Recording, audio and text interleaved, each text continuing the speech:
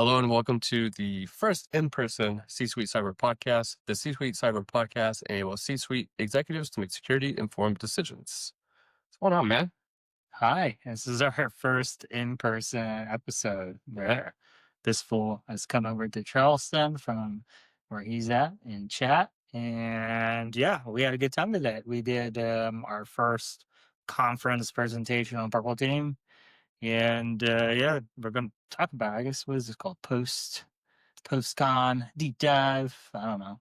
Yeah, a little bit more in depth than we were able to get into in like 40 minutes. So Yeah, we had a 45-minute, in case you haven't been following what we've been talking about, which probably likely is the case. We did a talk at Jerry's conference here, so the Simply CyberCon in Charleston. I don't remember what year we're on, maybe year 3 or 4, but this is the first time we've presented. I finally got my schedule lined up just barely to get a presentation. And I got AJ in as well. But yeah, Jerry's been doing some really great stuff. Scott Baker was in the Marriott this year. yeah, And he was nice enough to allow us to run our mouths for 45 minutes. My great friend Joe did our introduction. We had a good chat with him afterwards as well. But yeah, we had a good time. Great questions. So definitely check that out. We'll put the link to Simply CyberCon so you can go back and watch the presentation yourself. But yeah, we'll be diving in. I guess we can hit on some of the questions Joe asked us afterwards and some of the questions after as well and talk about that. Besides that, we haven't done the What's New segment yet. So what's new in your world, AJ? well, as you can tell, we're in Charleston. The conference was new. That was the first time I presented at an external conference, a conference that wasn't hosted by my employer. So it's cool. Got to do it with you and talk about stuff that we like to talk about. Um, And we got some cool glasses too. yeah. That's the cool Simply CyberCon glasses. Thank you. Woo. Cheers. Thank you. These are really nice glasses. I love cool swag. Yeah. So very, very excited. Speaking of cool swag, I need a tandem shirt. I need to check the mailbox because I ordered them last week. So because I got one for you and Sean and my dad actually. Yes, but he probably won't get his until next time he comes down. Yeah. Yeah. I mean, this was my first con too. To go back to what you're talking about. So Yeah. Also did the CTF finally. go Team Purple. Yeah, Team Purple won that as well. So shout out to Arjun and our other friend competing with us. Yep. Sorry, I forgot your name. He's a great friend, as you can tell. It's Arjun's friend. Arnold's friend. Arjun's beast, though. They came in there. Yeah. They play CTFs quite a lot, I think, actually. Yeah. So they do good stuff. So it's kind of cheat mode. It works out for us. AJ learned a few things though while he was doing it. Yeah, we did do like a couple thousand points, I think, before we left to talk. Oh yeah. So we did stuff. All right, we were there. We were involved. Yeah, we're playing. You got to dust the rust off of using Kali, Wireshark. Yeah, Wireshark was fun. You did what else? We did a few other ones. PDF parser. Oh yeah, PDF. You hadn't done much with PDFs before. We opened Ghidra and then we did not get that flag. We had to go talk. Yeah, we were about to though. So yeah. Next time. What's new with you, man? Since we just went on a tangent. That's what's great. This is what they said they liked about the podcast. It's very conversational, and who knows what's going to come out of our mouth. I don't know what is new. Yeah. Well, you have a race coming up. Oh, you have a race coming up this weekend, so getting ready for a 40-mile venture race. So that'll be fun. Yeah. And then I'm good until the 50-miler sometime next year. I need to identify, so that'll be fun. So I'll be slimming down quite a bit probably as I build up to a 50-mile race. Like, wow, is he sick now? My body's just eating it. So, it happens. Fair. Happens, but that'd be fun. Yeah. Cool. Ready to dive in? Yeah, should we talk about our sponsor? Oh, yeah. Sorry. Jeez. Horrible. Yeah, so this episode is brought to you, as always, by Tandem Cyber Solutions, your go-to penetration testing partner, and also future training company. It's coming out. Keep an eye out for some training from Tandem as well.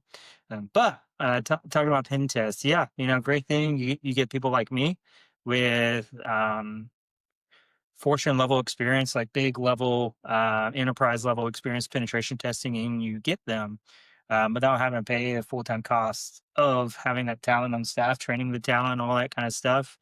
And it's awesome. You get the input, you get all their experience, the benefit of all their experience without the overhead. So if you're looking for a really, really good pen test, it's Q4. It is coming. Final end of year sprint is coming for pen test. So if you need your end of year pen test, you need a good quality pen test by someone who's been doing it for a really long time. Tandem Cyber Solutions. Check them out. tandemcybersolutions.com/C-suite cyber. That link will be in the show notes. Boom. Boom. That's pretty good. Yeah. What's funny is I never have a script for that. I just shoot from the hip every time. He has a script and he's memorized his scripts. I don't do scripts. All 2 lines. Yeah. He's the actor. Still mess it up. Yeah. The last 2 times you've done good. Yeah. Hey man, practice.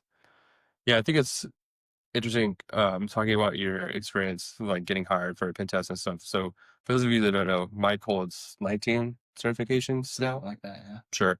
So that is a ton of money that you do not have to pay for, which means he's efficient, which means you're saving time and money and getting great value out of it. Yeah. Yeah. What did they say? I'm not paying you for the time, I'm paying for the time it took for you to gain all that experience. Yep. Isn't that what he said? Something like that. Sure. I don't know. Sounds good. It could be a quote. It could be somewhere. Okay, so what we're going to do is we're going to share the slides from the day. We're not going to read from them. We're going to talk about things we wish we had time to talk about today during the con. Right? Sound Yep. good? Cool. So we'll do that. And do I want to do Chrome tab? Yes, we'll do window. There we go. All right. So now the question is this a good image? This is AJ on the left. No, it's not. This is that you on the right? Yeah. I should probably be reversed. I'm older. So Yeah. yeah. So okay, AJ is the blue team around the We should do that next year for Halloween.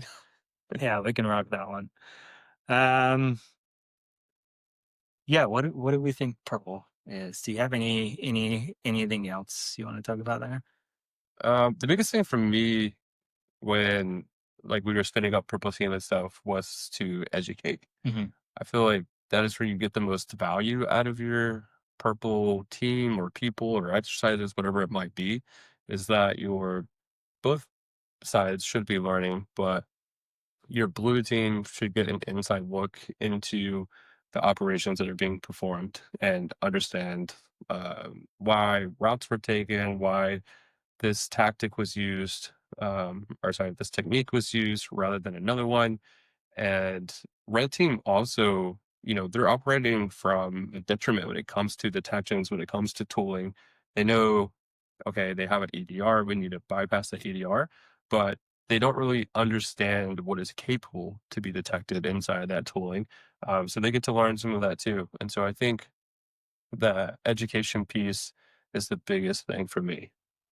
Yeah, and I'll have to say, so typically when we did purple teaming together, you would take on a more blue flavor, and I would say I would always lean more into red. Yeah. And then we'd kind of overlap a little bit on both sides too. But I will say by just doing purple teaming, like from that perspective, I learned a lot in terms of honing my tradecraft as an offensive operator. Like I had never really wrote malware the way I was writing it.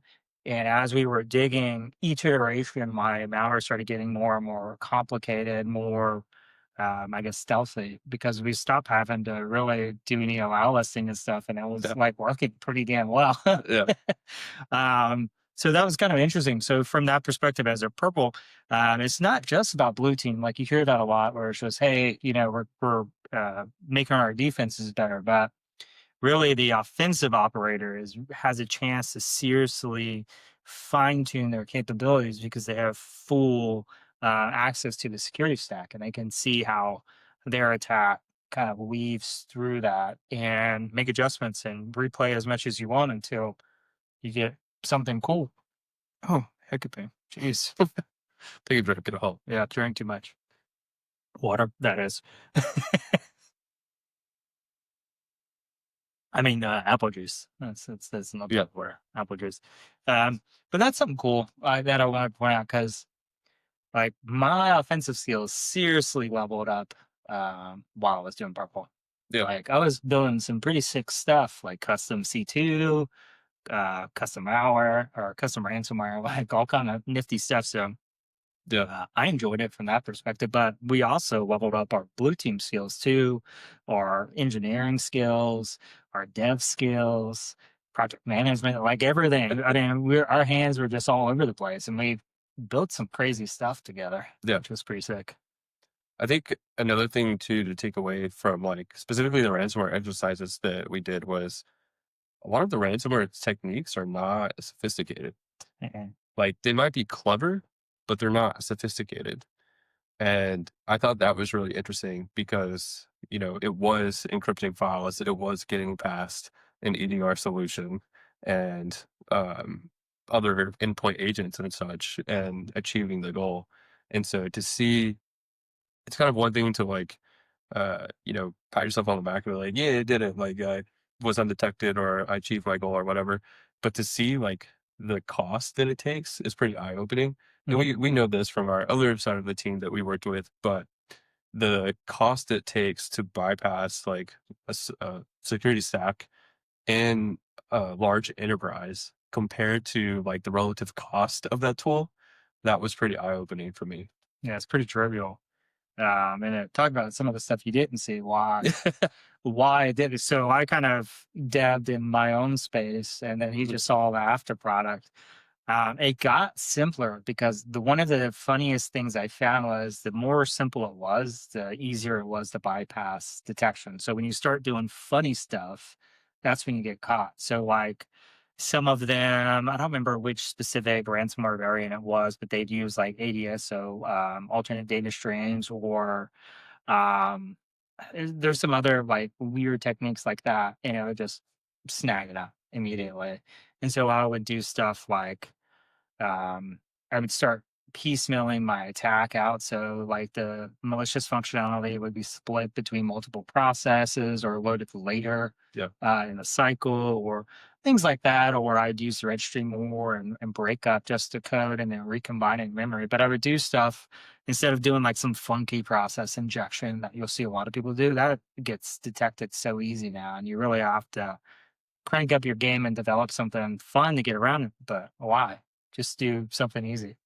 Yeah. I think it was interesting too when you started to not only break up your code, but break up the languages that were used. Oh, yeah.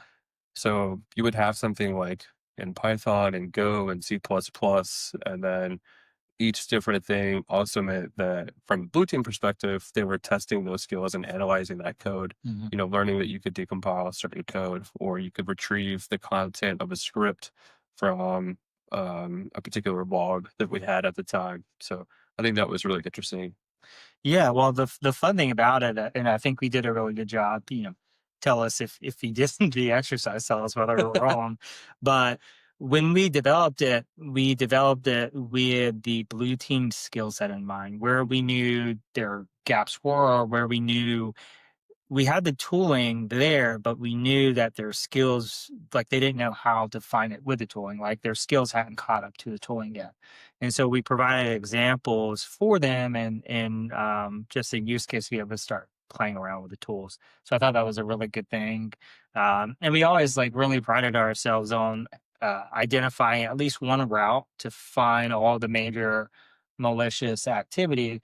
And we would always show it. So not only would we tell them like, oh, this is the processes or whatever, but we'd like, here, this is how you can deconstruct the malware, how you would find the like the C2 in it or whatever. Here's all the logs and this in the SIM.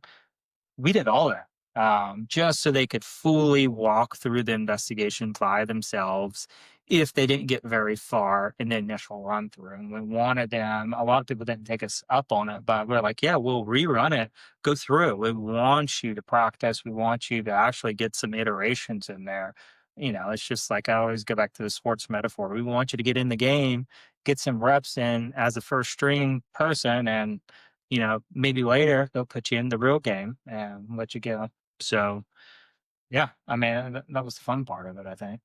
Yeah. And I think we learned a lot because we were trying to identify everything and understand the limitations of our tooling and processes and be able to understand because ultimately we're gauging how the analysts are responding to these Hmm. things. So we have to be wary of, like, oh, you missed this, but you might have missed it because it's just not presenting itself in the tooling. And so if we don't know that, we're doing them a disservice and we're, potentially impacting their review or whatever it might be. Yeah. And to be fair, though, I did design it to work around where I knew they would go Yeah. immediately. So, like for instance, if you're expecting something to show in the process creation logs, I would design it not to present in there because I know that's where you would look, and I wanted you to flex your other muscles. So, in some cases, we would design it around where we knew they would go immediately, just to force them to dig deeper.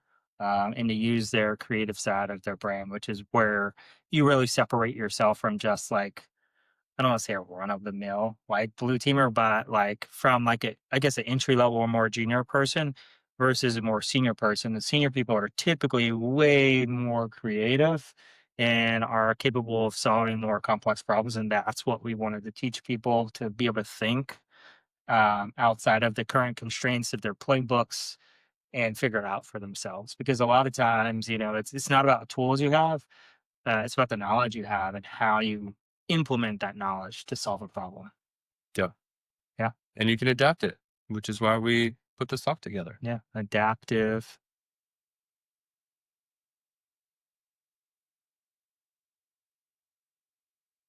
Tell me when to stop. You actually want to talk about a slug. I think we can hit on this one, mostly like the top one. So security maturity is uneven. I think in a lot of cases this is true, right? You talking about between the blue and red teams? Yeah. Yeah. I think in the majority of places, if you do have a red team, you're pretty mature, right, to be able to have a dedicated team for that, or even if you're hiring external consultants to come in and do it. So you should have some level of robust security posture, right? You should have like processes and people in place, tooling, et cetera, et cetera. But I think a lot of times it's the red team is more advanced. And also like you have the whole um war issue going on where like in traditional warfare, the defense has like 98% of um percentage to like win or whatever, right? Because it's your resources, like you don't have to ship anything there. Mhm. You have that, you have the lay of the land, et cetera, et cetera. Whereas in cybersecurity, it's flipped because you have so many different ways that you can come in and perform certain activities. But I think that's a big one for me is from just seeing, red teams constantly win and then blue not get anything out of it because there's either an education gap, there's a process issue where they're not able to share that information back and forth. Obviously, there are legal ramifications with red team ops, so certain things cannot be shared. But I think that one is kind of why I like the purple aspect as well as education. Is like we're really trying to even the playing field, right? Like Yeah. we're trying to make it so that it's not one side winning all the time. Yeah. Yeah, it's true. And like the whole maturity thing and it being uneven makes sense too, right? You think about blue teamers, right? How much experience does the majority of your stock have? 0 to probably 2 years, right? Yeah, What's the experience level of your pen tester? Probably starting out at least 3 years, probably.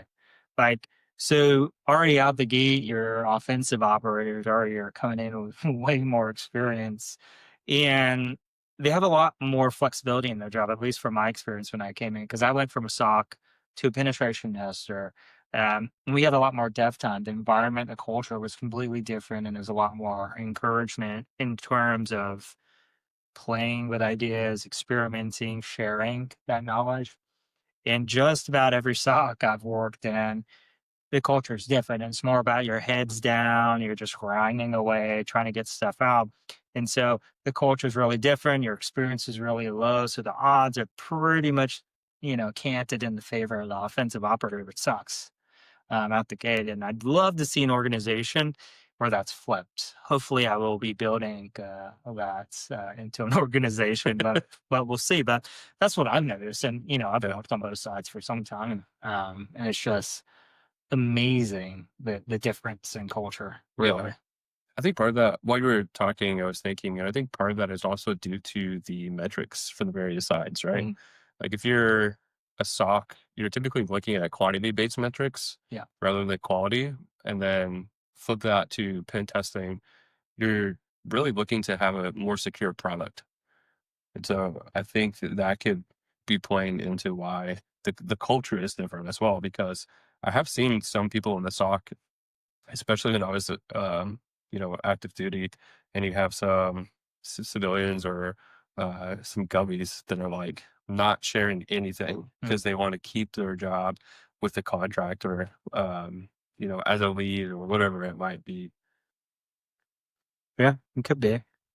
And you were talking about like quantity metrics. I guess it depends. I've never been on an internal like offensive team, like straight up. Well, I mean, I was an offsec before, but I mean, like a Yeah. pin test or raid team. So I don't know what the metrics are. When I was as I guess it would be MSP, maybe, where we were doing it for other people. And we did all kind of other security type stuff. We had a quantitative metric there where it was like, how many pen tests can you get in this year? Like, but I mean, they had a like, it wasn't like you have to be 100% utilized time. Some people are like, "Oh, you gotta be 100% utilized." Oh, I mean, they didn't expect us to be that. I think it was like 60, 70% utilization. Then you got bonus if you did more than that, which is great. So Hmm. you get that buffer to play and do other stuff. Um, and then you're working and playing. We're both like burping from from our apple juice. But yeah, I don't know. But yeah, I mean, that's a really good point. Anything else on the slide? Sorry. Yeah, we're done. Over it. Yeah, maturity. Go to the next slide. Next slide. It doesn't like this slide. Let me see that picture. I didn't really look at it a lot. AJ has way more professional pictures than I do, and mine are so dumb. Um, in case you're seeing this or you were at the conference presentation and you're curious why there's a green diamond in the bottom, because I made these images with Gemini. That's a Gemini thing. Yeah. Oh, Yep. It would not remove it. But on this scale here, probably do like Canva and get rid of it. yeah, could have. But I actually just tried to like take a copy of the color above it, and then I was gonna plop it on there and then duplicate that slide. Oh, Basically like add a layer. But anyways, that's beside this point. Um,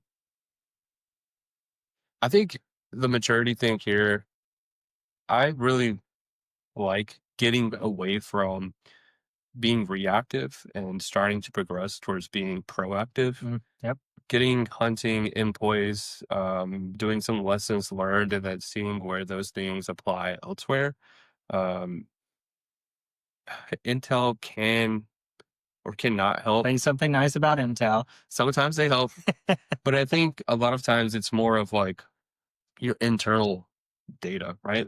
A lot of times organizations don't actually use what they have. Yeah. And so if you take a step back and you look at like the attacks that you're actually observing or the activity that you're actually observing within your environment, a lot of times you can glean like certain things that are intel related, and then okay, we don't actually like see this in our environment. Maybe we don't need to prioritize these detections over here, or maybe we see this all the time, so like we should see what else could be done in a similar fashion, right, and expand the capability to detect that. What do you think is your biggest thing with this slide? Your takeaway or your biggest gripe with it? What do you think? I was gonna ask you a question, or want me to ask you a question about Hunt in a second. Um, yeah, so I think some of these, like with mature, right? We talk about, we'll just focus on that, like forensics. Well, what does that mean, right? To me, when I think you're mature, not only can you do like dead box forensics, that's one thing, right? You could send that out to someone if you wanted to, but tactical forensics is what I always lean into, and you hear me say that word a lot. And what I mean by that is you're able to implement forensic techniques into your actual response process, so your IR process. So and the tactical piece means you're finding it quickly so that you can help progress the investigation in real time versus sending it off and then they'll tell you in a couple of weeks like what type of information. Not particularly helpful, right? If you are waiting for that information to come back, you're screwed. Well, I think your environment's completely knocked out. But the forensics means to me you have that embedded with your incident response team. You're able to get quick information out of them.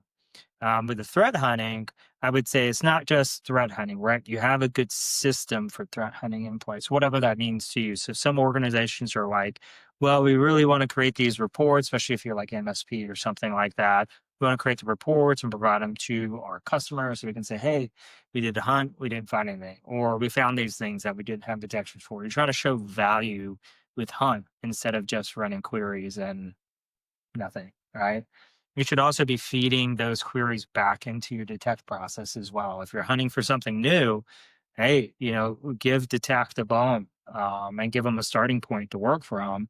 They got other stuff to be doing, but it should be feeding itself constantly. Same with forensics. If you're developing a new forensic technique, which I did almost every time I had a case I was doing with tactical forensics, you should be building that into a playbook, teaching other people how to do that, figure out how to automate as much as you can. So next time you see something that matches that circumstance, you can do it way quicker.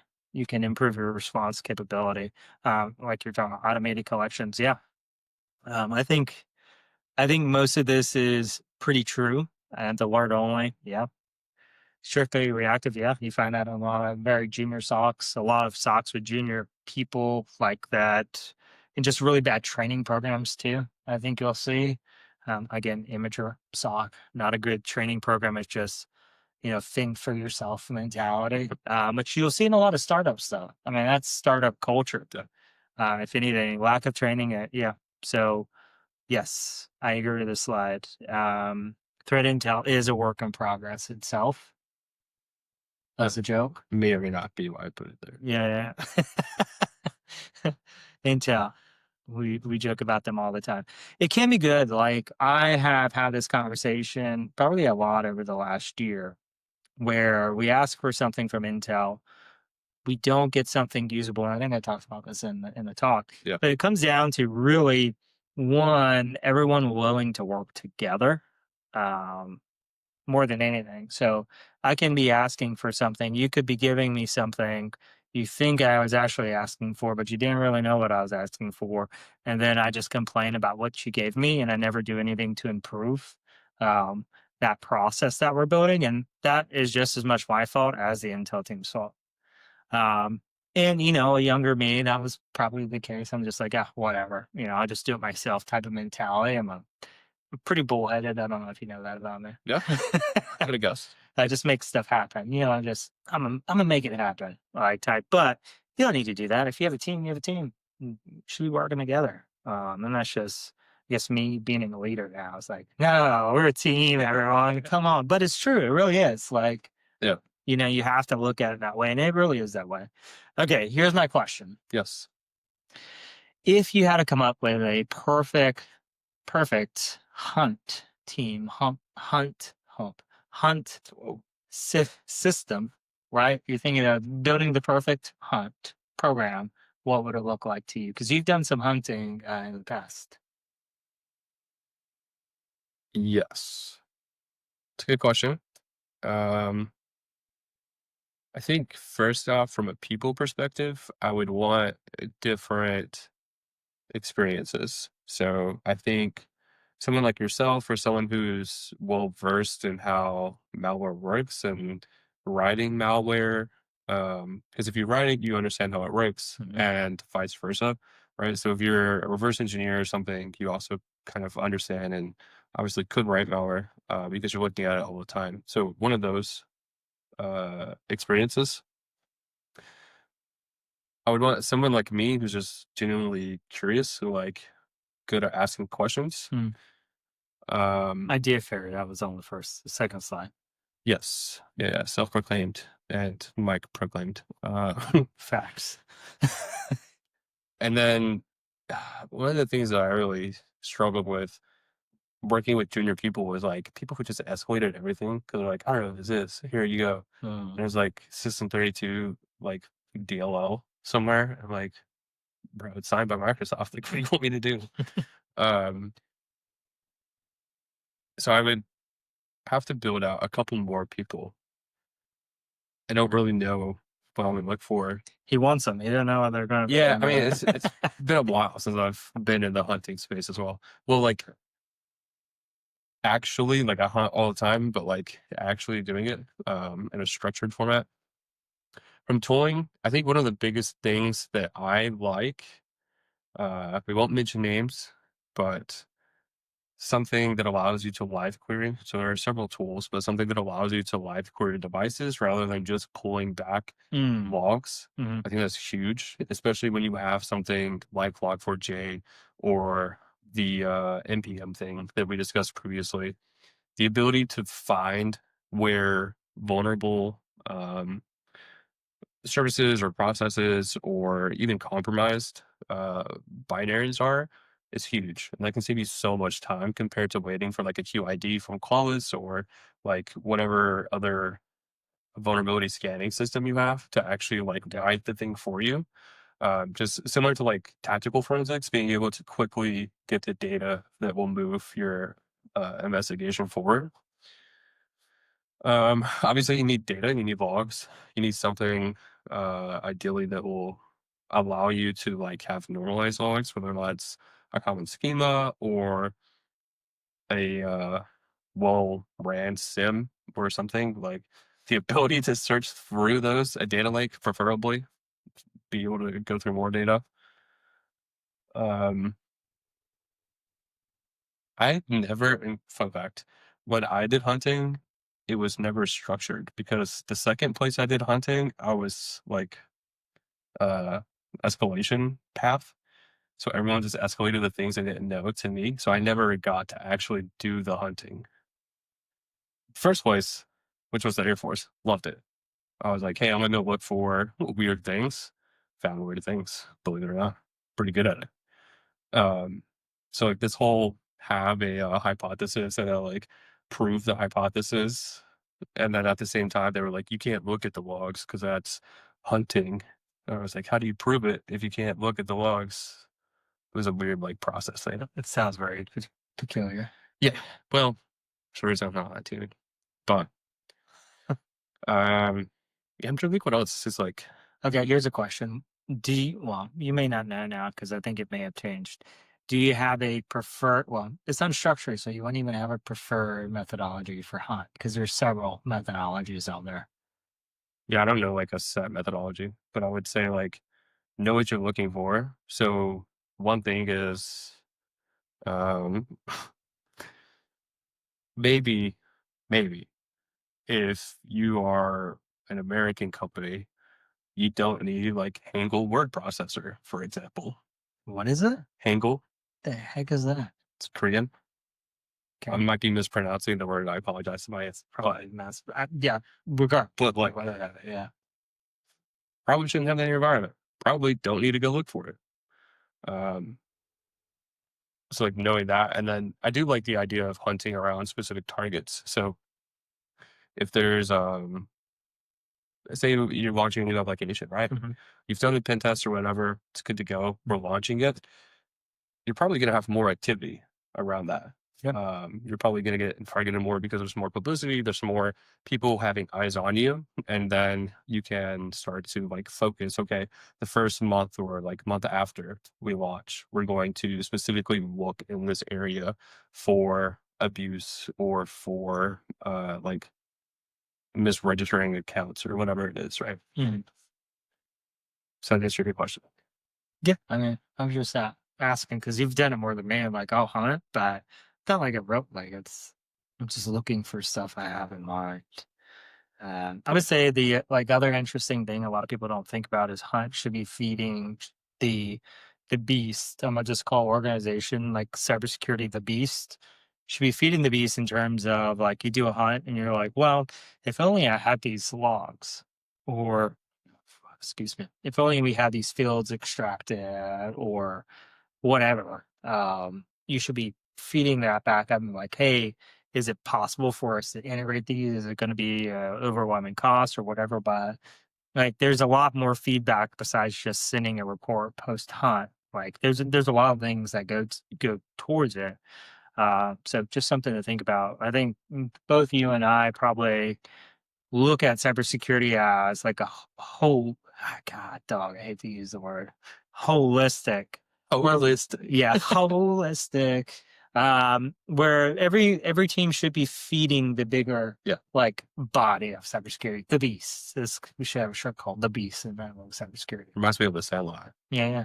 Yeah, yeah. Oh yeah, we could do that with the big doll Yeah. behind our like fence or something. But it really should be like every because the cool thing about like having a big team or a team made of a bunch of different roles is that you have all these perspectives, all these different people looking at the program in a different way, and together you could be moving towards this maturity thing we have here way faster. Yeah. But if everyone's kind of isolated, and I think the government tends to do this more than anything. Like you talk to people and they're like, well, I only did this really narrow thing when I worked in this. And this is me from just interviewing people. They didn't get to play as much. It sounded like you got to play a lot, but a lot of people are like, oh, all I got to do is this. And I escalated everything else to another specialty. But anyways, what I'm saying is you work together, you can move faster, you can find more things you wouldn't otherwise find. And kind of one of the big themes of our talk was just collaboration across everything. So not just, blue, the traditional sense of like your threat, your hunt, your SOC guys, whatever. It's everyone at the organization working together. Even your admins have really good insight. Why don't we do this? We always like Yeah. beat them against it. Why are we doing this? Well, this is why we have like this actual issue with processes and whatever it is. It's just very difficult, but I'm open to ideas, folks, instead of just assuming someone sucks at the job, which may be the case, but a lot of, but a lot of times it's just because it's the best option at the moment. We're open to feedback more than anything. And if you So, approach it in that way, um, it gets better faster. yeah. I think too, like on the collaboration piece, if you're hunting, you're probably going to find an issue, whether that's a visibility gap or a gap in detections. Maybe you find something that is a novel to your threat detection team, right?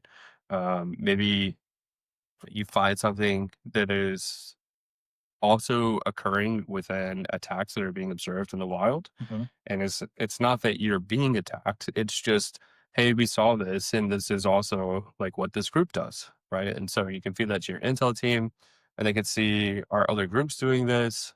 Is there something else? Feed that back to your purple team, like, hey, we know that we see this, so like let's build an exercise around this. Mhm. And then your analyst will be exposed to it, or somebody they pivot and like look for similar activity or whatever. And so that piece really does, it's kind of like a flywheel, or at least it should be. And if you're hunting and your metrics are based on how many attacks you find, leave, because that is a terrible metric. It should be items that you're bringing to the organization, like you mentioned, whether it's new detections, it's gaps being identified, it is something related to securing the org rather than how many attacks did you discover? Because I think that's one of like, most threat hunters will say, oh, we are there to identify activity that evades normal security tools, right? And someone hears that and they're like, oh, so you find if we get attacked. And it might not be the case, Yeah. and likely won't be the case. But the ability to feed all those other teams, for sure is value add. And then you have the partnership strengthening, as you mentioned. Um, but yeah, sometimes Intel does good stuff. Yeah. So moral of the story, stop, collaborate, and listen. Yeah, Yeah. What's the rest of the line? Something, something, bring mission. I have no idea. Ice, ice, baby. It's not him live Okay, and you don't know the song. in Biloxi, Mississippi. You killing me. Oh, that's where the big casino is, isn't it? He knew the general that took over the tech school base. Yeah, It's so bizarre. like they were friends from before he started his real estate thing. Was that when he had a show? Real Yeah, estate? yeah, yeah. I was gonna add one more thing. So yes, all your stuff. That's not the one thing.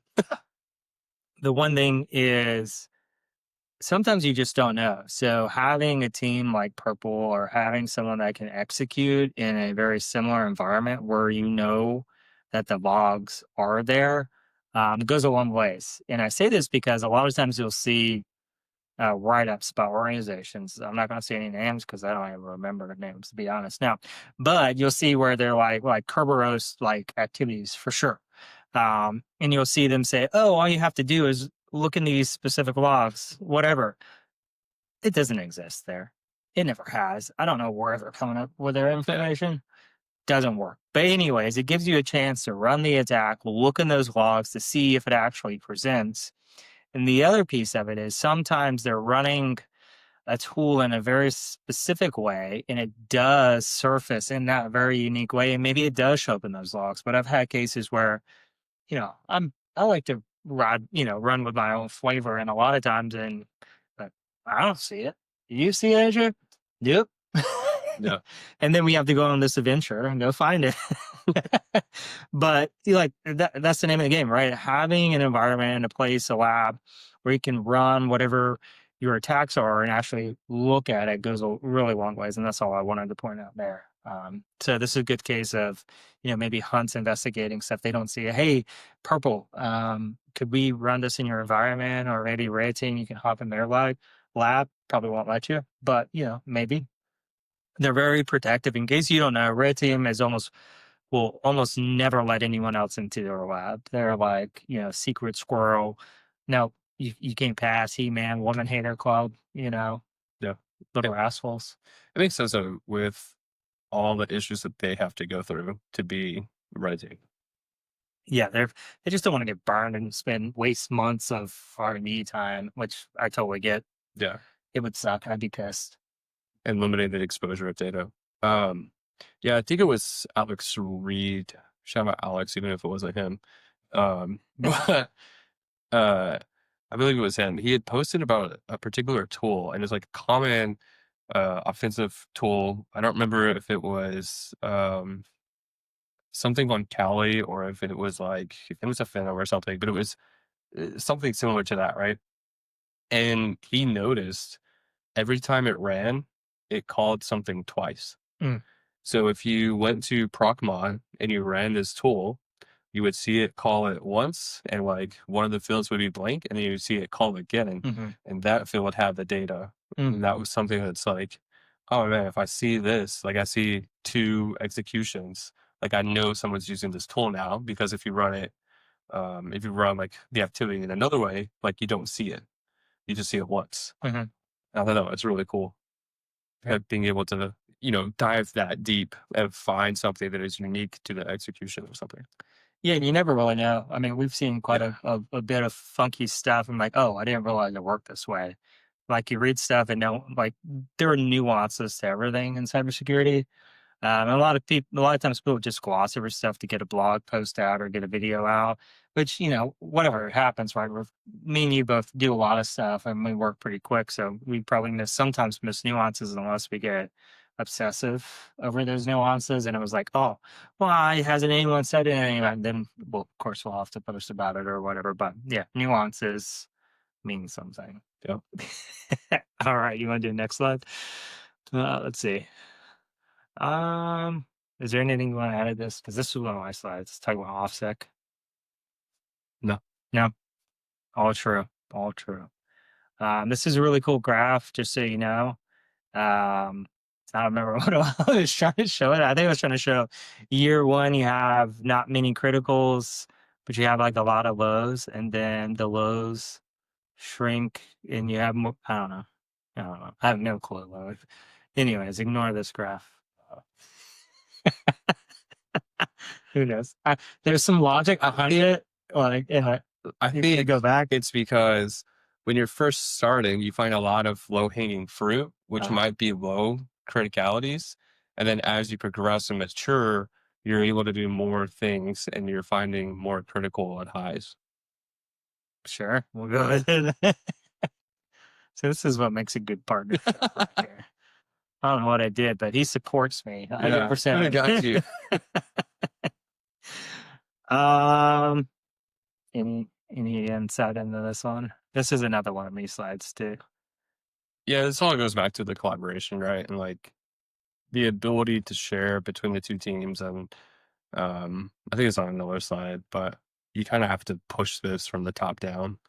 Yeah, yeah, and I think a lot of it, well, not a lot of it, but a good chunk of it's probably boils down to the KPIs, how we're measuring the different teams. A lot of times we're measuring like red team, how many they're executing. And so they're going to be really cagey about keeping techniques that are working well so they can reuse them. Yeah. Versus maybe how many things have we fixed could be a better KPI. And that's something that can be done collaboratively.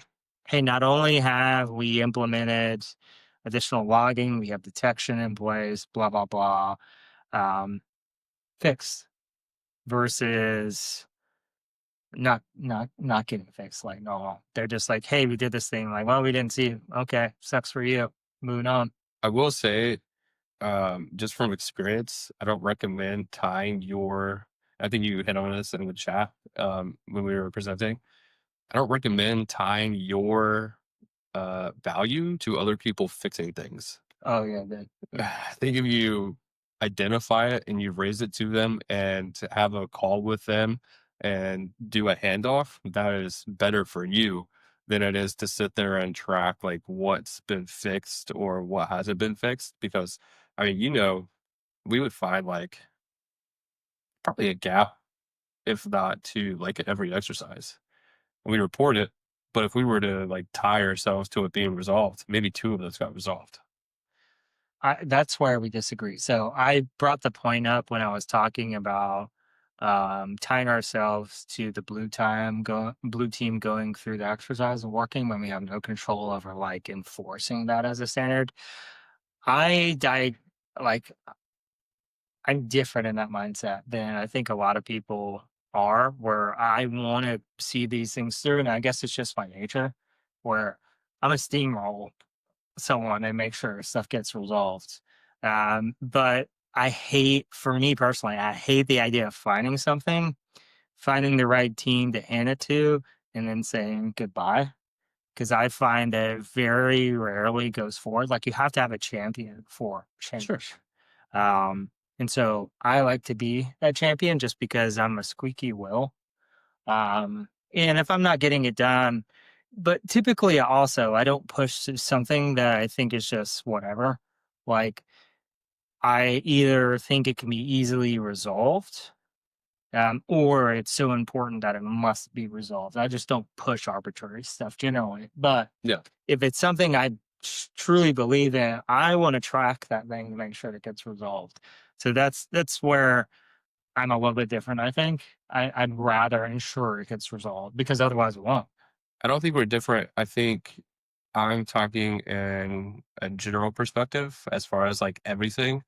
And you're specifically talking about high impact things being tracked to resolution. Okay, sure. Like if it is something trivial, I'm not tracking it to resolution. Yeah, we typically don't care about trivial stuff. So So, whatever. yeah. Yeah, yeah. Okay, fair. Yeah, I'm glad to change your mind. You can change my mind. Yeah, glad to convert you, man. It's great to have you back.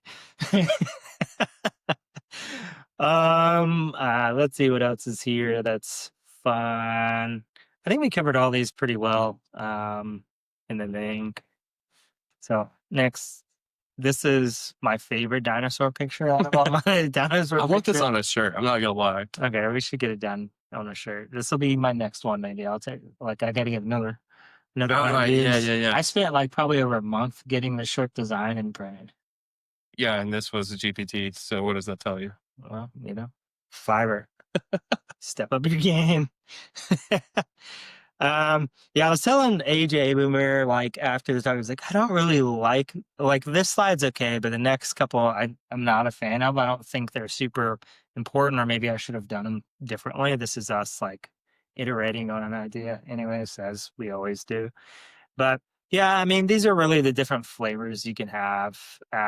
Four main flavors, but really purple. And the big idea of the talk is adaptive, right? You make purple team what you needed. I think I've used the metaphor a bunch where purple is like the Batman of an organization. You're like who you need your organization. You are who your organization needs you to be. There you go. Like, what is it after the Joker one?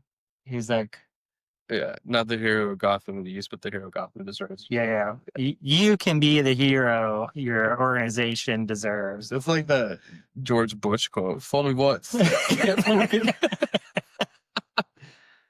Yeah, I swear, we're saying.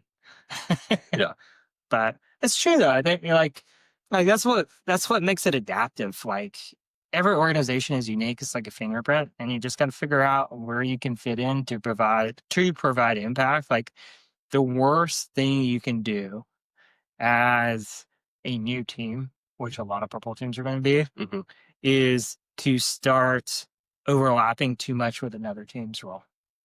Because then they're going to get super defensive. They're going to like shove you out. And then you're going to look really bad because now you're trying to do like duplicate work. And so you really need to take a deep breath and figure out where you can provide the best value where you're not overlapping a ton. Sure, there's going to be some overlap. It's only natural, but you don't want to go out there and start straight red teaming stuff. You don't want to start working triage alerts. Not that I would if I was bubble team anyways, but yeah, you got to find your niche. You got to figure out where you can fit in your organization, I think.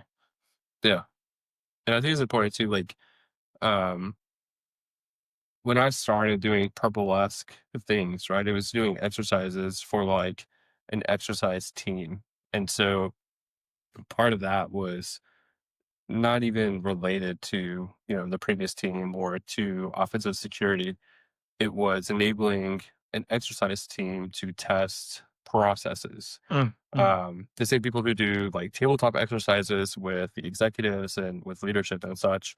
And so you don't have to be, I guess, red or blue or whatever. You might just have a person who is interested in both sides and be able to utilize them to do something and then walk it through. And something else too, I don't know if we brought this up. We never worked in a traditional purple team. Like, because we're dedicated, so we were a separate team, which is listed here under dedicated or continuous. Like, we never really did execute, see if blue team continue, execute, see if blue team Right, right, right. kind of thing. Um, so it was more of like we had the answers, and then we would go share the answers and make sure people knew how to get there themselves. For the most part, I think in some cases we did when we were testing detections or testing Yeah, yeah, visibility. yeah, That would be, I guess, more traditional blue team where yeah. you're like, hey, we need you to run this thing because we don't have the ability to run it. Can you run it for us? And then they'll look and be like, I didn't see it. Are you sure? Was it stuff? Yeah, I didn't see it. Okay. Yeah. You know? That's still my job. Yeah. Hey. All right, purple dinosaur. Next purple dinosaur. Yeah, I don't really like these sites. I mean, they're really just about choosing the right model. And again, don't overcomplicate it. It's do what makes sense for you. These are just general guidelines, but just don't overcomplicate it. Mm, There's no need. I don't even know what this superhero thing is supposed to be. 1%. Someone brought up the 1% improvement because Yeah, I didn't even see that because I was distracted by the ball of yarn type thing above this purple guy. And I didn't even hit that 1%. I think it was either Joe or what's the other guy's name? Steve? Maybe. Something. The other dude, Anyways, Yeah. um, yeah, you have to be aligned. This does not work. If you try to force this on either team, it's just not going to work. People are going to hate you. If we're being honest, there's another side that we'll get to, but it talks about like, everyone has their own day to day activities that they're still responsible for. Teams have their own priorities. So if this is not something that is agreed upon beforehand, you're basically giving people additional work to do, and it's just not going to end in your favor. Um, if you do it the right way, though, both teams come together. I mean, I don't even talk to anyone on the red side now. Like, I talked to our previous teammates, but I don't talk to anyone on ops. I Like, mean, I wouldn't want to talk to you either, but I'll just quit talking now. um, so one of the big things here, I think, was a huge point you made was the outcome oriented exercises. I Mhm. think people kind of gloss over that, but this goes back to the fact of when you're designing your purple team, you should be designing it around an outcome. Like, what are you trying to achieve with these dedicated resources? Same with whenever you're doing an exercise or whenever you're doing a campaign, what are you trying to get out of it? Are you just trying to give your guys reps in response? Or are you just trying to identify gaps? You need to build the activities around the outcomes you're trying to achieve. Um, that way, one, they're not going to fail your expectations, right? Like if they're not aligned, you're going to be sorely disappointed Yeah. in the work from your team, which is going to make them not very happy. There's going to be low satisfaction, and then they may just stop caring, which happens a lot on other teams. So, really, you need to shape where you're going. So, begin with the end in mind. Using all these good like phrases that I'm getting like half right. Begin with the end in mind, but I think that one is correct. Um, and work backwards plan as a military thing. Have you heard that one before? Yes. Yeah, backwards plan to get you there. Yeah. It, an example of a outcome oriented exercise could be as simple as your CSOC leads coming to you and saying, "Hey, we've noticed when we're QAing our cases that our analysts are really struggling to identify this particular technique," right? So it could be something like, I think you mentioned before, process injection. And so taking that feedback and, process injection is one of those things. There's like 18 different methods Yeah. to process injection or something. Tough. And so you can narrow that down to a few, or maybe you have already done testing. And so you kind of understand where your security tools are failing to detect this particular things, which most now detect. Like, I'm sure you can still inject, but um, taking that and then developing an exercise around that, right? So you don't really want it to be one thing. Like, you want to have a cohesive exercise. I think that's something that you did really well at, was being able to show various steps, because one thing that we always got complaints about in the beginning was like, oh, there's no initial access. And it's like, you didn't even identify the other 80% that we did. Like, you're complaining about initial access. Um, and it got better, but taking that thing, making it a cohesive story, right? Why did you do process injection? Oh, you did that, and then you dumped the stored passwords from Chrome, and then you use those passwords to move laterally throughout the network, and then that give you access to this database, and then you dumped that database. Like, that story has so much more impact and value to the organization compared to, oh, we did process injection, we injected this process. Yeah, I think one of the worst things you can do with your blue team, yeah, I've seen this and try hack me, not to throw you under the bus, get better. Um, is that they have specific like investigative, sorry, there's specific investigative labs, and they're expecting you to investigate. I said investigate multiple times. They're expecting you to basically trace back an entire attack chain, but the attack chain isn't cohesive. Mm, There's breaks in it, and there's illogical breaks in it. And so an attacker would never, absolutely never carry out the attack in that way. And what you're doing is you're failing your blue teamers because you're trying to get them to investigate stuff. And if you're trying to teach them to think like an attacker, you're not doing it. So if your outcome is to teach them to understand the attacker's methodology, like the steps that go into it, trying to work backwards or figure out, like, because you never start an investigation at the beginning or the end. You always start somewhere in the middle, and you have to figure out where it started and where it ended. But if you're introducing breaks into that methodology, they're never going to be able to find it utilizing the process that they should be doing. Here's another saying: train like you fight. Yeah, good job. Yeah. Train like you fight.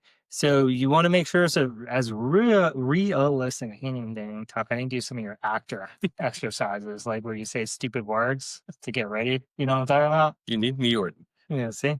Uh, but it needs to be as close to like a real threat actor's attack chain as possible, or you're really like your people aren't learning what you want them to do. So that was something we learned. Like we originally had tools and it was really clunky attack chain. And it looks stupid. And that's where I got into writing malware because like, oh no, I'm gonna make a real attack chain. Because we want them to work through their processes and get good at it, which I think wow, some of them did. yeah. Yeah, there you go. Next. I think this one was really like the basis of the talk, right? Like being able to adapt the purple exercises or purple team to what your organ- organization. See, now you got me talking all funky. Go ahead and do your practical things. What your organization needs at that time, right? Um, we were mean to Intel. I'm usually mean to Intel, but we'll talk about the second bullet here: simulating specific threat actors and being Intel informed. And this is where I think one thing that Intel teams in general struggle with is knowing what is applicable to your organization in general. They like read a report, give you the report, and then expect you to pull things out, which I can do on my own. Yeah, don't So need you if we need to do that. exactly. Yeah. But if you are an Intel team and you understand what tooling, what you don't have to like know everything, but like the tooling that you have, maybe a general understanding of capabilities. Okay, we have EDR, we have a proxy, we have, DLP roles, we have this, we have that. And then kind of seeing, oh, okay, I recognize this vendor. We don't have this solution, but we have this solution over here. So maybe we should run this and see if it looks the same or if this vendor actually protects against this. So for example, like, um, sorry to throw you guys under the bus, but like versus like another firewall, right? That constantly gets on. So it gets on because there's a lot of people using it. But it's like one of those things. It's like if this attack is viable here, if we were to adjust that, would it be successful in this organization as well?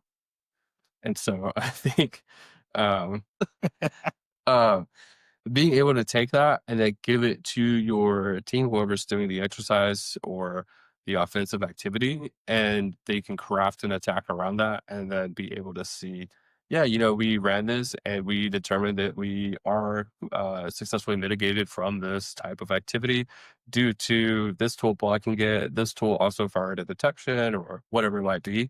And then they can do what they do best, which is talking, and they can present that up to the board, CISO, et cetera, et cetera. Yeah.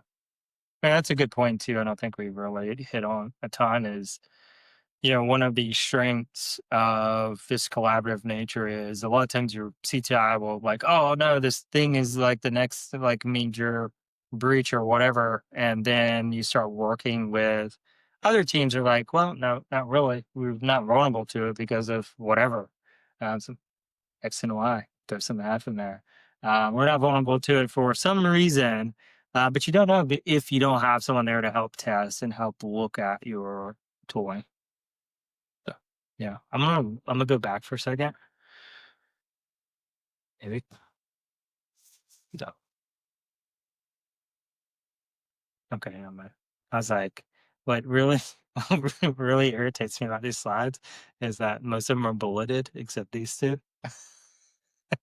but mine are bulleted. You didn't bullet yours. Correct. Yeah. So I was like, God dang, my stuff's out of source, but it's okay. We did ours individualized. This is a somewhat individual exercise. Those aren't bulleted. Well, they're done differently. They're done with bold. Oh, that makes it okay. Yeah, because it was logical. All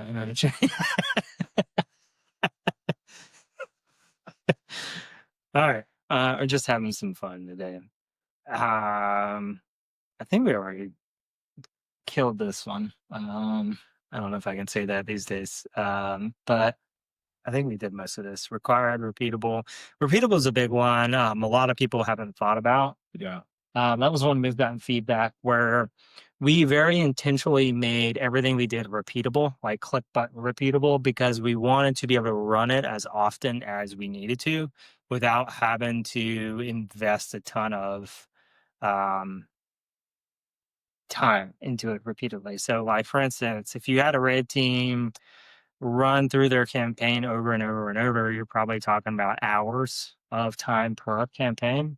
But with ours, we invest those hours up front, like same probably amount of development time, R&D time as a red team, somewhat.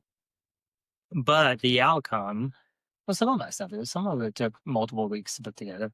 But the outcome is clicking a button and running it. Like I could run it 100 times in a day if I wanted, with minimal impact into the amount of time it takes to do multiple iterations. So that's where the repeatable part comes in hand. And really, we set about to do this because you never know who wants to run it. Like we could run it for all the SOC folks, and then maybe detect needs to see it because they want to build a detection around it or whatever. But we wanted to scale our efforts, I think is the key word here. Scaling your ability or scaling your stuff. I don't know. I'm running out of fancy words. Sure. Yeah. Yeah. I think this one was one of the biggest improvements from my program to your program because my stuff was not through that tool, so it was not repeatable, and Mm. so only one analyst went through it, and so it was really on me in the readout and people getting time to join that readout to come learn. Whereas your process, everyone, at least they were required to go through it. Sometimes it did, sometimes it didn't, but usually you had a lot more people go through the exercise, and then it's forcing them to learn and to grow, Mhm. or at the very least, everyone's gone through it. So if they don't, then that's an easy way to identify, like, hey, you're not actually doing what you should be doing. Yeah, and a lot of times what we saw with it too, when they got new analysts come in, they would send them through some of the older exercises to get them some reps as they're getting used to the tools, to the processes, and all the other things they need to be messing with as an analyst. So they got to keep reusing years after I developed it, which is cool. Um, yeah, I mean, and I had to think creatively to get it to work that way because the tool wasn't designed to work the way I did it in particular. Um, Yeah. like with the way I was doing the C2 Yeah. and whatnot. So it's I think both of us always when we talk about getting the right people in positions, having those people who can get creative and solve problems. And I was going to say, and the reason why is because you're never going to have unlimited budget. One, you're always going to have a finite amount of budget, a finite amount of tools, a finite amount of logs, and you just have to figure out how to utilize those to make ends meet. You know, so that's a big thing. A lot of people are like, they just get into this rut where they're like, if only we had this, if only we had that. But trust me, I mean, you can make it work with whatever you have. I've had people push back at work like, we can't do forensics because of whatever. But yeah, we can. I did. Yeah. Same tools. Actually had less. I was able to do it. What are you talking about? PowerShell, baby. Yeah, and it's like you're just not thinking critically enough. Just Yeah. look at what you have and this is probably my biggest tip to beginners is understand the principles of whatever you're doing. tools are great, but if you understand the principles, the fundamentals of what you're actually trying to do in that skill set, whether it's SOC work or offensive work, it doesn't matter what tool you have. It's just tools are just tools. Tools are always going to be changing, but the RFCs are going to be mostly the same unless they complete overhaul. Like the process of how all this stuff works, the underlying technology for the most part stays the same. Windows mostly works the same since XP. Almost all of it works the freaking same. Yeah. So if you understand how processes are created, what forensic artifacts are there, how DLLs are loaded, all this stuff is the same for the most part. Yes, there are going to be some nuances with Windows 11 or whatever, like that AI Hive crap, where now you can get like everything and it's unencrypted. I think they encrypted it now, whatever. Yeah. But yeah, if you learn that stuff, you can kind of pivot. Like I had an interview before this last job where they're asking me questions, and I think it was about like malware analysis or something like that. I'm like, I don't remember, but I'll talk through my processes of how I may go about looking at. We'll see if I'm right. And that's kind of how I answered it. And then I would start talking through, like, yeah, you're right. I was like, okay, cool. Sounds good. I'll take the bonus points. I did not know the answer, but logically, I found the answer because I understood the fundamentals of whatever. And it was just, explain how it wasn't just process injection, it was some variant of it. And I was like, well, here are the APIs I would normally use. This is how it allocate memory, blah, blah, blah. And like, yeah, that's right. But I spend so much time just learning, and I can figure stuff out. Why not? Yeah. Yeah. So, tip, just learn stuff, fundamentals. Learn fundamentals. Don't focus on just mastering a tool and getting 50 million Splunk certifications. I'll say too, like one of the things when I was in the Air Force is when I was certified for my team, you weren't actually able to use our tool. You had to use PowerShell Oh, or really? you had to All use manual. Symphony. Yeah. Oof. And it was because like if you are in the situation, right, like kind of like, oh, the chain is only as strong as the weakest link or whatever. If you're in a situation where your tool is down, you're out of the box, you still have the default binaries in place, like PowerShell, like CMD. So you should be able to still achieve the same outcome without a fancy tool doing it for you.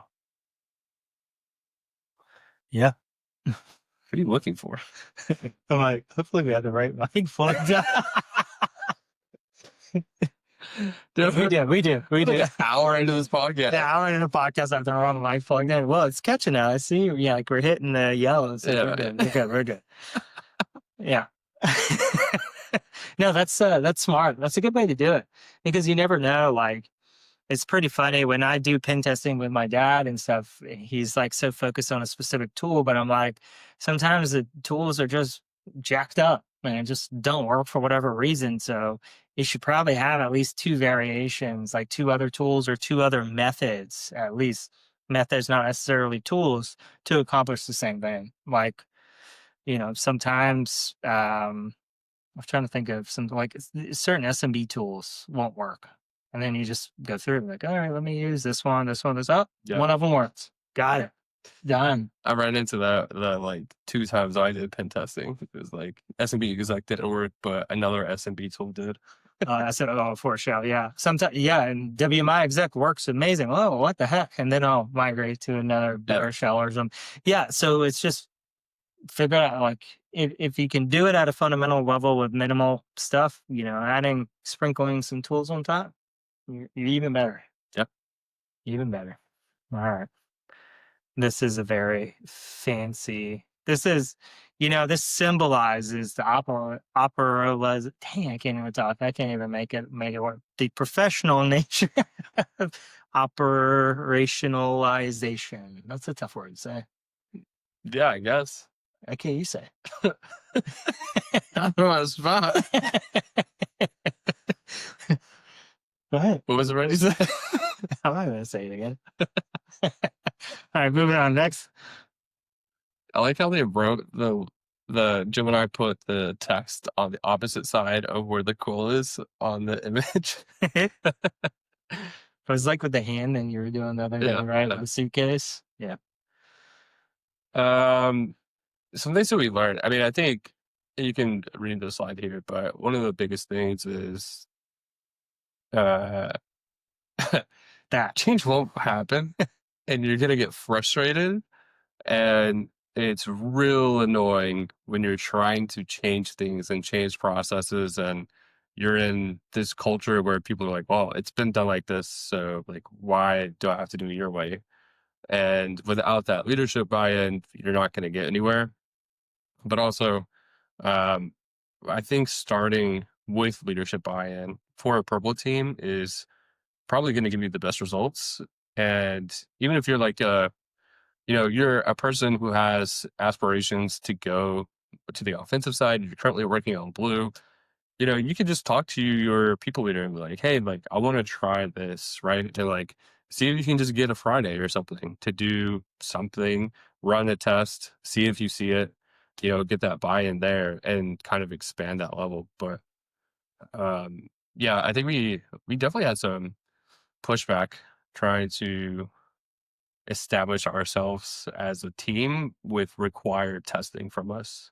We had a lot of pushback the whole journey, I think. But we started settling in, I believe, and having more impact when we started building those relationships with the other teams, the right relationships. Like we had them, but finding, like someone said this word, I was like, yeah, I guess this is a good word. This is straight out of like a NBA. Having a champion in the different teams is really good. Like that's when I started getting more people doing the stuff. I had a champion, someone over there that was high up that says, "You will do this." Someone over here that says, "Yes, we are doing this," and made my life way easier.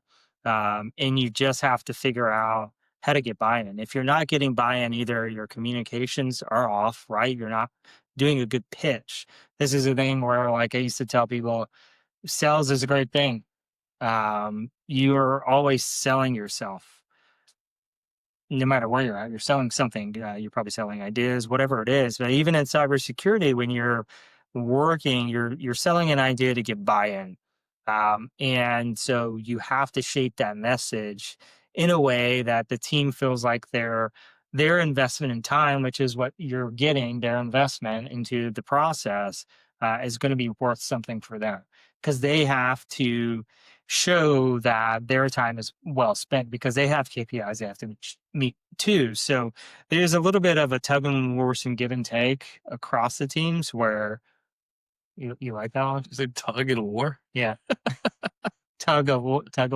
Okay. And then is it Wh- tug and Is war? no, is it tug of war, tug of war? Just keep going. Dude, we're way off, man. I've been worked in IR all day on the weekend, man. Give me a break. Yeah, it was fun. We did both. Yeah. Yeah, but yeah, you have to make sure that the team knows that they're getting something really good out of it, they're having impact so they can show off, right? It's not like a zero sum game, right? Where only one team wins. If you present it as, hey, I need you to do this for me, Mhm. they don't care. Okay, so you want me to give you my time, my energy, and my team isn't getting anything out of it? It's not going to happen, especially in big corporations. Maybe smaller, where you're a lot more like collaborative in nature, where it's just like, hey, we're all in this fight. You got like 10 people on the cybersecurity team. Everyone knows each other. But if you're talking about hundreds and hundreds of people, you got to make a pitch. You got to make a sell. Hey, your team gets this if you give me a little bit of this, and we can present this to the VPs and show that we did good things. You got to sell it. Yeah. I think an easy way to sell a purple team to blue is, hey, we want to make a training for your analysts so we can get them to their next level. And if they say no, then they're just bad leaders at that point, because you should be wanting to help your people grow and expand their horizons. Not that works to do, man. Well, maybe you'd have bad detections. Yeah. Yeah, I can say that. I'm on the detection team now. Or you're not sharing IOCs twice. That's how important it is. Yeah, I guess so. Remember that. I just read all the things on that scroll, actually, like while you were talking. Well, you're welcome. If you've ever seen a bug life, so I was like, this seems so out of place compared to the rest of this thought. I specifically requested this because if you've ever seen a bug life, do you remember the part where he's like, "I'm a beautiful butterfly"? No, I No. don't. All right. Well, You had a bad childhood. I don't know what to tell you. No problem. Um, I don't know why. I just like Oh, uh my dad, no. there was something about transformation that I deleted, but it was on the slide. And so I was like transformation, caterpillar, butterfly, boom, done. Yeah, and then you Um took it out. yeah, let's look at how my brain works. So we when I first started doing exercises, we have this issue where analysts would only work the alert.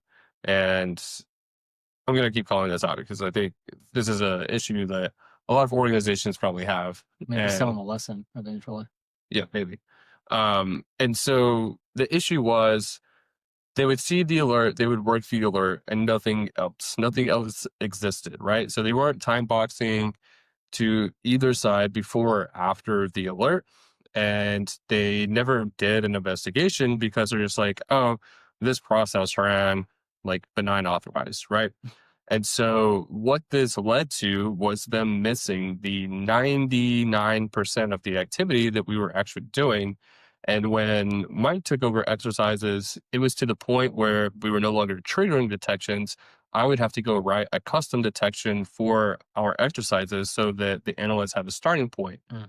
And so if you think about that, they're only working the alert. They would have completely missed, as did our security tools, these malicious activities that we were actually executing within our environment. And that is one thing that like I think is such a simple solve, right? And it has to do with your processes and the culture because I've seen in certain cultures as well where a lot of people are afraid to ask questions. Hmm. Um, Or admit they're wrong, or they don't know. yeah. Yeah. And I had a supervisor way back when I was in Germany, and his biggest pet peeve was like you acting like you knew something when you didn't know That's something. nuts. And the way he solved that was he would ask us questions at the end of the shift, right?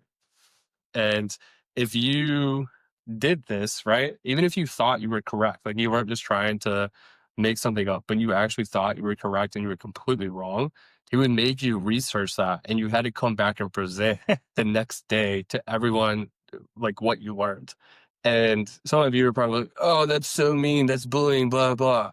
And to that, I would say, don't join the military. But I would also say, this helped, like, because you are forced to learn this, or else you're just going to get destroyed the next day.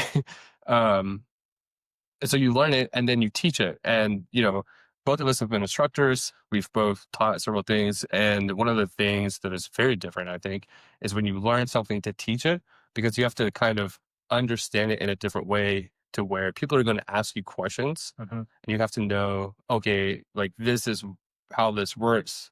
It's kind of like thinking ahead, you're going to talk to a child who's like, why? Hmm. Why? And that is one thing that's taken away. So in general, um, this is like the easiest thing to solve, right? Just like have better processes and teach them to do an investigation, do a narrative. One thing that we've done before is like we've investigated the same thing, like the same exercise Mm. that we've ran, and then we go about it in very different ways. I think you have more like in your write up than I do for sure, but we've kind of seen that like we go through it differently, but we came to like the same conclusion, you know, like we have the outline of everything that happened or whatever. It might be a little bit more organized than I am, but whatever. Yeah, I Uh, am more organized. Yeah. yeah, it's fine. Yeah. Chaos But is fine. but we did like we'd find there are definitely a lot of spots where one of us would well both of us would find stuff together person would find and like and we would teach each other as well like oh yeah like I think you were the one that found like where you could recover like reflective stuff and Yeah, specific log. I was like oh that's nifty, I didn't know we had that capability. And then I discovered like a way to line up other types of logs and trace a connection across multiple hops on the network. I'm saying I'm like oh that's cool, you yeah. know. So it's just that's kind of the part like when I did the OSCP, I had a study partner, and every time we finished a box, we would compare notes. We give and we wouldn't share notes until we were finished with it. Mm, And so then we would shore up our notes and walk through it the way the other person did. I'm like, oh, because they would use different tools, yeah, slightly different techniques. And it just made you better because you're adding all that other person's knowledge to your knowledge set and you just became that much better. yeah. Yeah. And it gets you out of the mindset of thinking like your way is the only way to do it. Yeah. And especially in offsite, which I am not, but like the try harder mentality, like there's usually more than one way to achieve the outcome that you're looking for. Yeah. Yeah, for sure. For sure. I was gonna add something else to this, but it's whatever. That's fine. I did a great job. Yeah, you did. Oh, I remember. You did do a great job. Yeah, this is true. So, yeah, I mean, really, I want to hone in. Like, so we talked about I was putting some training together and it's some SOC stuff. But one of the things I really want to hone in on is the time boxing and looking at an investigation as like a story, which a lot of people don't. A lot of times, what I've seen, at least, and I've worked with a lot of entry level SOC people before, is that they're really just, like you said, focused on that single alert. Even if there are multiple alerts on the same host or for the same user, they're Mhm. looking at them as individual events. They're not looking at it as a collective story, or a cohesive story, I guess is the better word, where they're just various parts of the same timeline. And now they have to fill the gaps in. They're not looking at it like that. And so that's what I like to teach when I do teach and train intro level analysts. It's like, okay, think about the attacker methodology here. How did they get from here to here? What must they have done? Okay, go find that. How about this next section? From the middle to the end, what had to happen? Okay, go find that. And they're telling the story when they're doing the write up. And a lot of people just don't think about it like that. And I get it. You know, it's super stressful. You're like feel like you're just being drowned with a fire hose. It happens, but you got to get out of that mindset and get into I'm an investigator. I am like a detective or whatever, like a cop, and I need to tell the story as if I'm presenting it to a courthouse. And so that's how I try to teach it. Yeah. Sherlock Holmes. Yeah. Yeah. Next. This is a fun picture. That next. This is Um, my favorite. so the backstory of this dinosaur is I said I need a purple dinosaur, but I want it to be futuristic, but futuristic as it like from the perspective of someone in the 70s thinking about the future. And so this is what we got, like Jetson style, Yeah. which is great. Do you want to start about any of this? I mean, some of this is already in play. Like I've talked to a company that does some cloud automated purple teaming stuff, but yeah, I think to feed into what you're going to talk about, that you can use automations, you can use like machine learning to really craft and develop your scenarios, whether it's simple code that is being executed or it's an actual like full attack path. And then you mentioned earlier about like quote unquote bloodhound on steroids, so I think you should hit on that. Yeah, so yeah, Bloodhound on servers. For those of you who don't know, Bloodhound is a basically it maps misconfigurations in your Active Directory environment and Azure cloud environments where maybe you have the slightly wrong permissions that allow like an attacker to escalate privileges or move laterally on the network. That's Bloodhound. And it's been around for quite some time. It's on its latest iteration now, but I foresee something like that with our attacks where you can emulate and do the full attack chain, or it could suggest, hey, this is something that's very likely to include local system type privilege escalation to lateral movement. So it's combining all these things and piecing it together and helping you come up with stuff. So that's where I was going with that. I think there's some people trying to do it. We've had a conversation about AI and offensive world. I wouldn't trust AI to launch attacks without monitoring at all. It's too high a risk at the moment. I mean, look at these vacuum cleaners just randomly getting stuck, um, bumping up against the wall continuously, like in a loop on it. I know mine does, like randomly, and I gotta like kick it, you know. Yeah, that wasn't really the way I would have gone about that, but that's You a good. kicking the vacuum? No, I mean like there's people losing their law ability to practice law because they quote shit from the GPT that isn't real, and you're talking about vacuum cleaners. Tomato, tomato. But yeah, I mean, well, with the offensive world, I mean, I tell the story every time when we talk about high risk, where I've done a bank before. I didn't actually work at the bank, so don't think it's that bank. But we were doing a pen test, and they're like, yeah, every minute this thing's down, and it's so many millions of dollars. Mhm. It's like, dang, I'm gonna be really careful. But you obviously wouldn't trust AI, red team, or pen test tool to just go ham on the network. It doesn't have, I'm sure at some point you'll be able to should give it some more risk parameters and say, yeah, probably don't touch this unless you know like 100% it's not going to wreck it. um, but yeah, I mean, there's a lot of good stuff. But even in the meantime, like as AI has matured over the last 3 years, I went from not really being able to use it much Mhm. to and having to write a majority of the code myself and it taking close to a month to write a full attack chain with all, usually I do what 4 or 5 pieces of malware um, to go with it, where I think about a week I can get something together and get it working and get it tuned for the environment. So it's definitely aiding and helping us get better and also write variations. So there's a lot of really good use cases for this, and I see it, and just in cyber in general. There's a lot of people worried about losing their jobs. We just had someone chatting about it in the Discord channel. Um, yeah, make it not. It's going to make it so that we don't need as many jobs to do the same thing. But it's also, I think, in some cases, and I said this morning, I just thought about this morning while I was drinking coffee. I was like, oh, um, epiphany. Where, it's also going to enable smaller organizations to start standing up their teams Yeah. because the cost isn't going to be as high. Where now it's not like you can stand up a 24/7 SOC with one person. It's not going to happen. You can't do it with two people.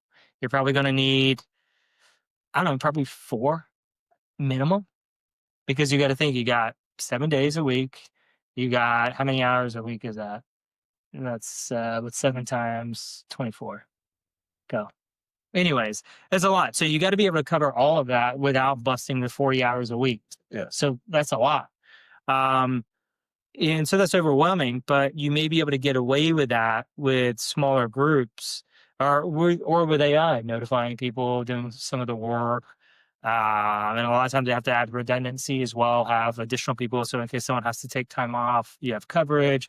There's a lot of stuff that goes into managing a 24/7 SOC. It's ridiculous. And then you got holidays, blah, blah, blah. But AI is going to help them do it with less.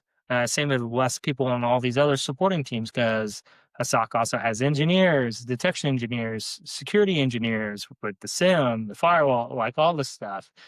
You also have offensive people. You have all these things, but you can start doing it with less people because their time's going to be much more efficient.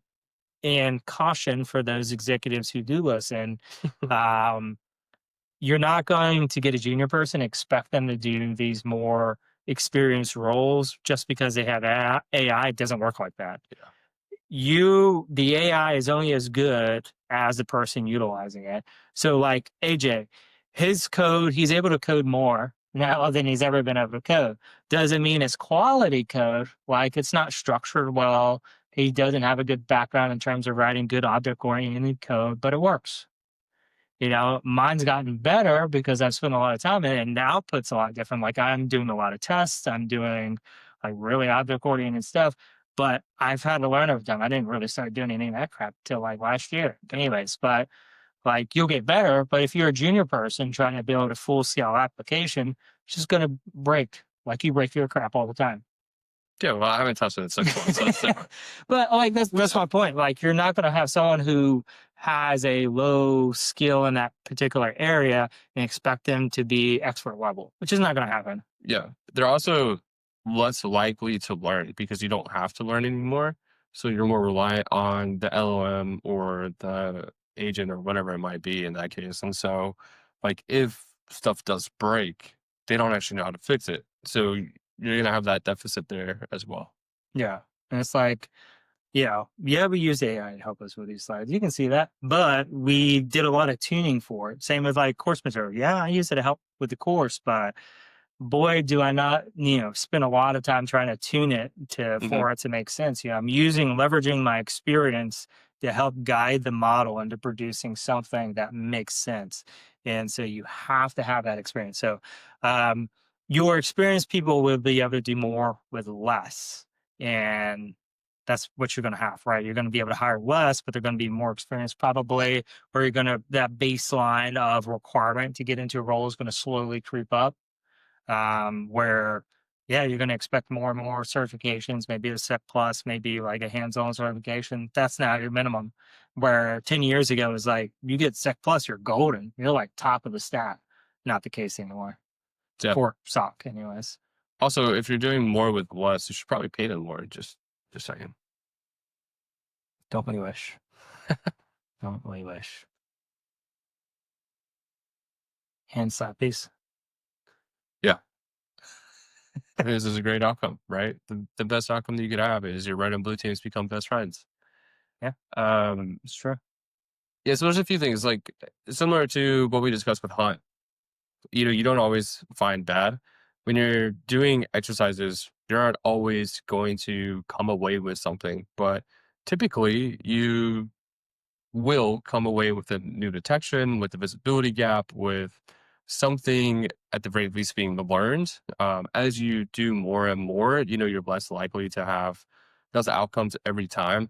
But if you're doing it correctly and you're doing it um, long enough and sharing the information, like you're going to have a lot of these outcomes coming through these exercises. Ultimately, the goal is to make the org safer, right? My One of my directors recently told me that our role in cyber is not to like find bad, it's to keep our company out of commerce, to like keep us out of court, keep our shareholders like secure and stuff. And so like that reframe, it's very interesting.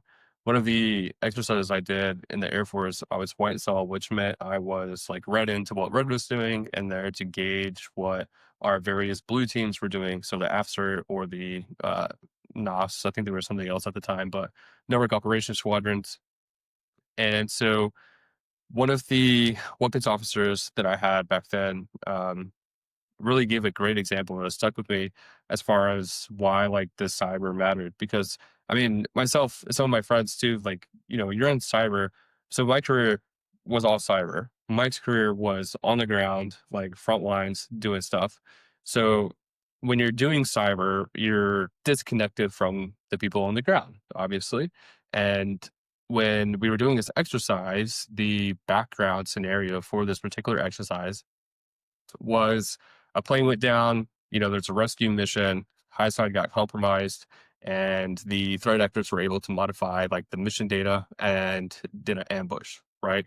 So boom, you failed your job. Now 20 people are dead. And it's like, oh, this has real impact. Like this affects real people. Now, obviously, that's not the case for a lot of our jobs, but it could be the case.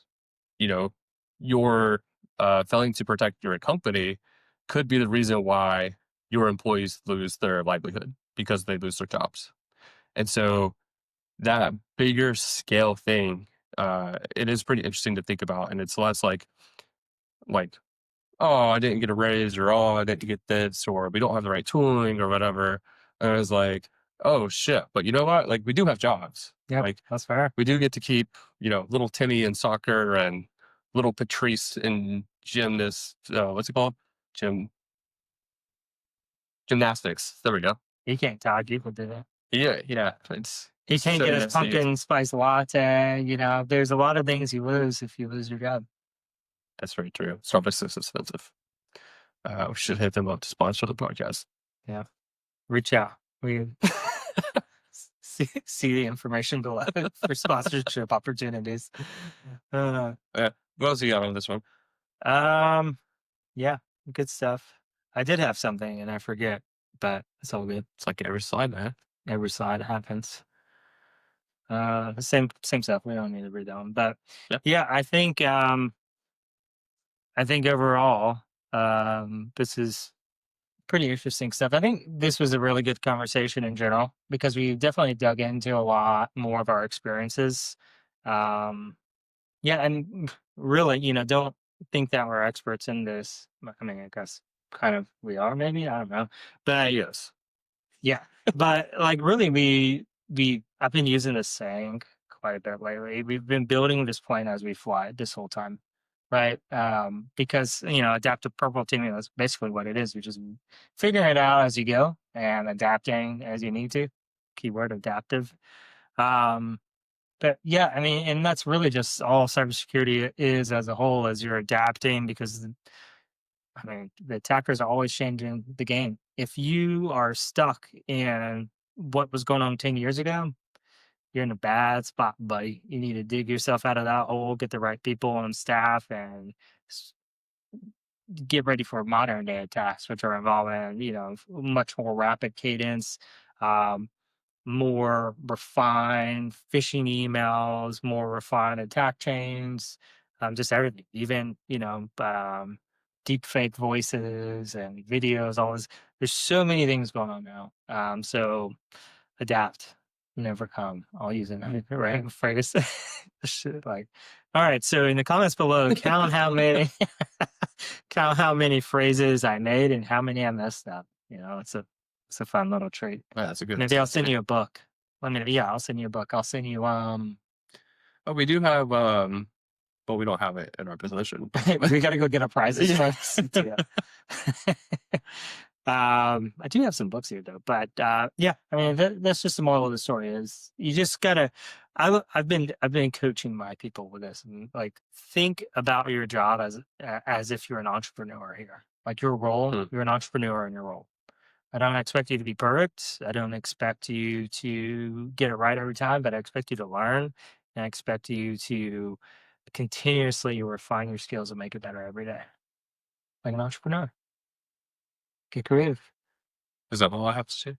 Yeah, pretty much. Well, Easy. nice. Easy way. Yeah. Mr. Frizzle. At your school bus. So in summary, uh, we went over our wonderful presentation that we gave. Um, Hopefully, we can expand this and get into some other conferences and add more value there. I enjoyed presenting and Yeah. being asked questions, having people come up and actually being curious about how we do certain things and like the value add that we've had together. So I thought it was really nice. Yeah. And we'll have a link to the conference page, and it will be on YouTube at some point. So will ours. But watch both because they're that good. Yeah. And I would say too, or at least from my perspective, sometimes I do stuff and I just think it's whatever. But people are like, oh no, that's different. Yeah. Like I didn't really think about the individual exercise thing as being super unique, but a lot of people are like, yeah, I've never heard of anyone doing that before. So cool. Let me know. Sometimes I just do stuff to do it and then I Yeah. move on and forget about it. Right. So, So, so let us know. But yeah, also if you have any more comments, any more questions, drop them in the comments. We're happy to chat. Join our Discord if you haven't. If you really want to have a conversation with us, if you're whatever, we're in there checking and responding back. And until next time, we'll see you. This is C Suite Cyber. Take it easy.